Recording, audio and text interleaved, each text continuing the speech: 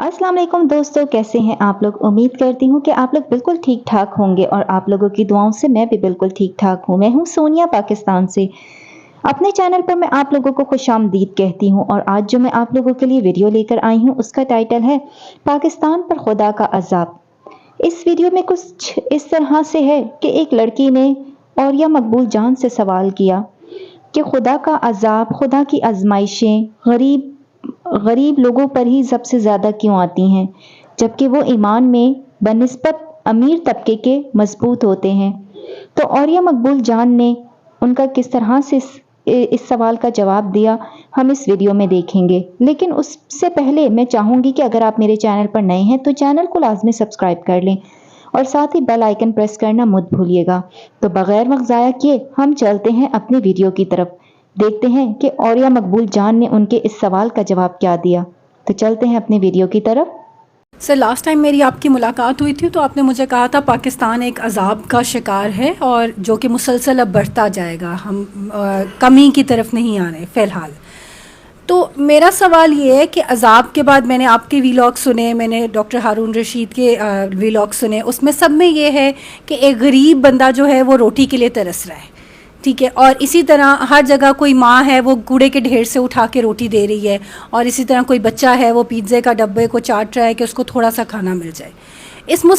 जबकि ये वो क्लास है जो शायद हमसे या हमारे से जो अपर क्लास है उनसे थोड़ी ज़्यादा नमाज पढ़ लेते होंगे, थोड़ा बेहतर ईमान रखते होंगे। और उसके कॉन्ट्रेरी टू दिस, अगर आप दूसरी क्लास को देखिए तो आज अनकरीब मरीम नवाज़ भी यहाँ से फ़रार की तैयारी में हैं और बाकी सब भी भाग चुके हैं।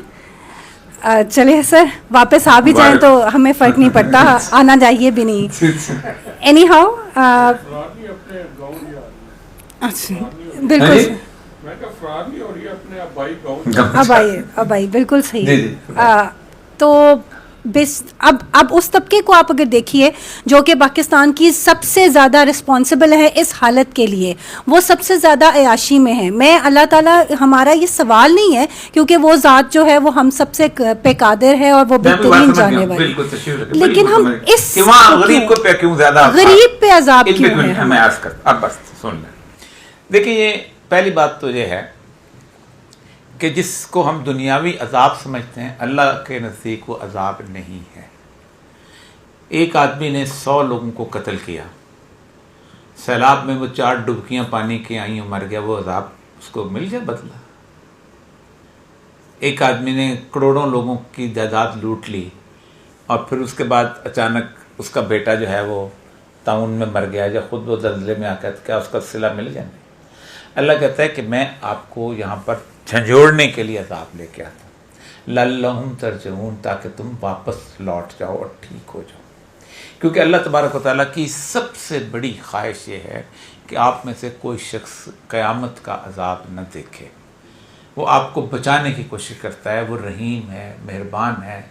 इसलिए वो कहता ये है कि इत्तकू फितनतन ला तुसीबुल्लज़ीना ज़लमू मिनकुम खास्सा, डरो उस वबाल से कि जिसका अजाब जो है, जिसकी पाताश जो है वो सिर्फ उन लोगों पे नहीं होगी जिन्होंने बर्पा किया, बल्कि हल खास व आम पे होगी। क्यों?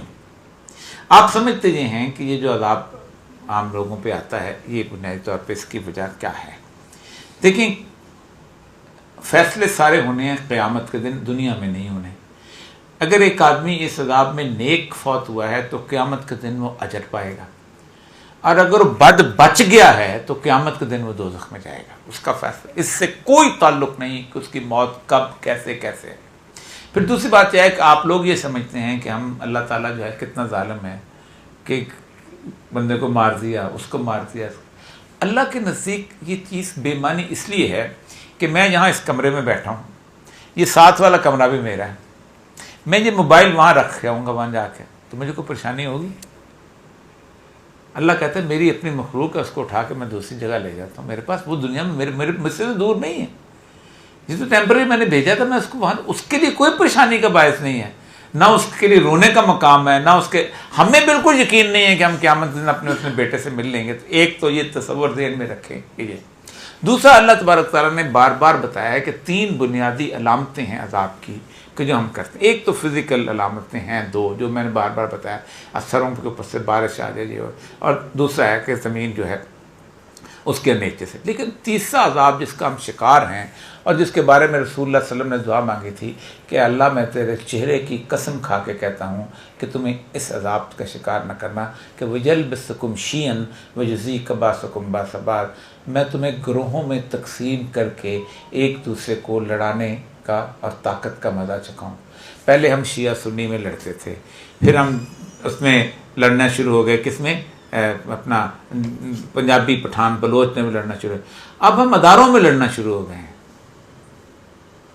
لڑیں گے نہیں لڑے، یہ اس کے خلاف، یہ اس کے خلاف، یہ اس کے حق، اس کے حق. تو اصل میں بنیادی مسئلہ یہ ہے کہ ہم اس عذاب کا مسلسل دن بدن بڑھتے ہوئے شکار چلے جاتے ہیں. اس میں دو چیزیں ہوتی ہیں. میں جہاں تک سمجھتا ہوں ہماری حالت جو یہ ہے کہ اللہ تبارک و تعالیٰ کا وہ معاملہ ہمارے پاس آ گیا ہے کہ اللہ تبارک و تعالیٰ فرماتے ہیں جب ہم کسی قوم پر پکا عذاب لانا چاہتے ہیں تو پھر ہم اس کے جو عیش والے خوش عیش لوگ ہوتے ہیں، مالدار لوگ ہوتے ہیں، ان کے حکم دیتے ہیں کہ وہ ہماری نافرمانی کریں، ڈھیل دے دیتے ہیں. یعنی اس کا مطلب یہ ہے کہ ان کے آنکھوں سے پردہ ہٹ ڈال دیا جاتا ہے. سمن بکمن عمي فهم لا يرجعون. وہ پھر کہتے ہیں کوئی نہیں، بچے چیختے ہیں تو چیخیں. اگر کسی کا 8 سال کا بچہ جو ہے یا 10 سال کا بچہ جو ہے وینٹیلیٹر پہ چلا گیا ہے تو اس کی چیخوں کی آوازیں نہیں سنائی دیتی ان کو. اگر 16 سال کے 18 سال کے بچے جو ہیں وہ اگر قید ہیں اور وہ جب مائیں ان سے ملنے جاتی ہیں تو وہ چیختے ہیں تو ان کی آوازیں سنائی دیتی، کیونکہ اللہ تعالیٰ نے اللہ نے فیصلہ کرنا ہے نا عذاب کا. تو کہتے ہیں جب یہ پکا ہو جاتا ہے، جب وہ نافرمانی کی انتہا پہ پہنچے، پھر کہتے ہیں اللہ کا ولا مرد لہو، پھر میں ایسا عذاب لگاتا ہوں کہ پوری دنیا میں کوئی ان کا مددگار نہیں رہتا. تو اس دن بھی میں نے کہا تھا یہ 3-4 مہینے کی مہلت ہے، ایک ڈھیل ہے جو دی جا چکی ہے، اس ڈھیل میں لگ رہا ہے آپ کو. کبھی کسی نے سوچا تھا کہ اس طرح مذاق اڑایا جائے گا عدالتوں کا؟ کبھی کسی نے سوچا تھا اس طرح کیا جائے گا؟ لیکن ہے، ڈھیل ہے، چلتی رہے گی. اور وہ ہر اور کمال کی بات ہے، اللہ کہتا ہے میں اس وقت ان کو پکڑتا ہوں جب ان کو بالکل یقین ہو جاتا ہے کہ اب میں کوئی نہیں پکڑ سکتا. قرآن ہے، اٹھائے طرف. جب وہ سمجھ لیں گے کہ اب تو ہماری حکومت آنے والی ہے، اب تو ہم الیکشن پہ بھی قابو پا لیں گے، ہم تو نادرا کا اس کو بھی مینج کر لیں گے، ہم یہ بھی کر لیں گے، اب ہم اس پہ قابو، پھر اللہ کہتا ہے پھر میں اس کو پکڑتا ہوں. تو ہمارے اوپر اصل میں یہ ہے. اور اس کے عذاب کی بنیادی وجہ بار بار سنایا ہے کہ 75 سال سے ہم نے اس سرزمین میں جو اللہ کے نام پہ لی گئی تھی اس کو ہم نے بہت خواب تباہ کیا. دیکھیں، آپ کوئی انسٹیٹیوشن بناتے ہیں نا تو اس کے پہلے کیا لکھتے ہیں؟ آبجیکٹیوز آف دا انسٹیٹیوشن، کہ اس کے آبجیکٹیو کیا تھے. جب ایویلویشن کرتے ہیں، پڑھے لکھے لوگ ہیں آپ، تو کہتے ہیں evaluation in terms of the objectives, کہ اس بندے نے مقاصد کیا بنائے تھے، تو کیا وہ مقاصد حاصل کیے کہ نہیں. دنیا میں کسی ملک نے یہ مقاصد نہیں بنائے تھے جو ہم نے بنائے تھے، اور ہم نے ان میں سے ایک بھی اچیو نہیں کیا. تو پھر ہمارا فیلیئر کی لسٹ تو بن گئی ہوئی نا اوپر. تو یہ بات یاد رکھیے کہ یہ عذاب نہیں ہے، یہ بنیادی طور پر اللہ جھنجھوڑتا ہے تاکہ آپ کم از کم اور کچھ نہیں واپس آ جائیں. اور ایک لوگ اکثر کہتے ہیں اجتماعی استغفار کرو. اجتماعی استغفار کیا ہے؟ سڑک پہ جا کے اللہ کے سامنے استغفار کرنا، جا کے کھڑے ہو کے بتاؤ کہ میں نے چوری کی تھی، میں معافی مانگتا ہوں، میں اب چوری نہیں کروں گا. میں نے ڈاکہ ڈالا تھا، میں معافی مانگتا ہوں، میں نے ڈاکہ نہیں ڈالوں گا. میں قتل کیے تھے، میں معافی مانگتا ہوں، میں نے رشوت لی تھی، یہ جا کے اجتماعی استغفار ہوتا ہے. منہ کا استغفار اللہ نہیں مانتا. توبۃ النصوحہ، یہ اجتماعی استغفار. اللہ اب ہمارے یہاں سمجھتے ہیں کہ نہیں. مولوی نے تقریر کی، طارق جمیل صاحب نے آنسوں سے روتے 10 لاکھ لوگوں نے کہا اللہ تعالیٰ میں معاف کر دے. واپس جا کے ہم نے سود بھی کیا، واپس جا کے ہم نے شراب کے کاروبار سے پیسے بھی ہم نے کمائے. وہ سیکٹری ایکسائز ہے، وہ جب شراب کے ٹیکسیشن وصول کرتا ہے تو اس میں تو میں اور آپ بھی تو کھاتے ہیں نا، پیتے ہیں اس میں سے. تو ختم بات.